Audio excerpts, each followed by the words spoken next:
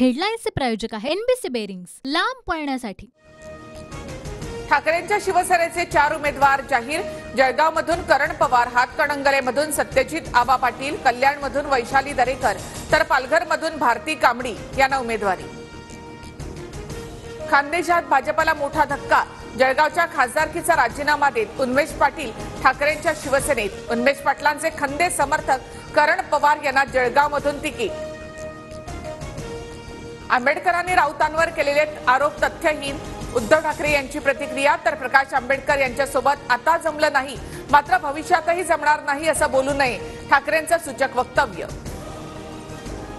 भाजपात घर वापसीबद्दल एकनाथ खडसेंचं मोठं विधान। कार्यकर्त्यांना विश्वासात घेऊन निर्णय घेणार। दिल्ली दौऱ्यानंतर सुरू असलेल्या चर्चांवर खडसेंचं स्पष्टीकरण। भाजपनं एकनाथ शिंदेंचा बळी घेऊ नये। जागा वाटपाच्या वादावरून बच्चू कडूंचा भाजपवर निशाणा। तर मुख्यमंत्री दुधखुळे नाहीत, भाजपच्या प्रवीण दरेकर यांचं उत्तर। उमेदवारीसाठी भावना गवळी चौथ्यांदा वर्षा बंगल्यावर।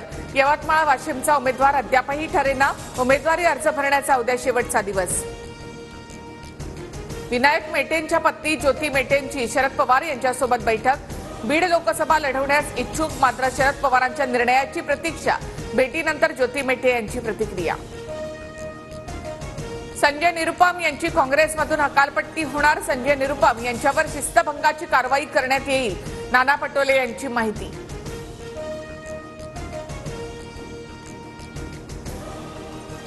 हार्डवर्क बीट्स मनी आणि मसल। सुजय विखेंचं चॅलेंज स्वीकारत निलेश लंकेंचं इंग्रजीमधून ट्विट। सुजय विखेंच्या आव्हानाला निलेश लंकेंनी दिलं उत्तर। वकील कपिल सिब्बल यांच्या मागणीनंतर ईव्हीएम संदर्भातील याचिकेवर 10 एप्रिलला सुनावणी।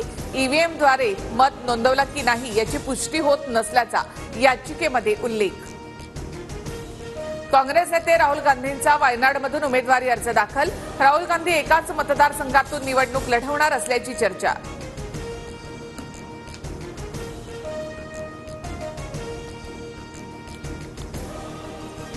आयपीएलमध्ये आज दिल्ली आणि कोलकातामध्ये लढत। संध्याकाळी 7:30 वाजता विशाखापट्टणमच्या मैदानावर सामना रंगणार।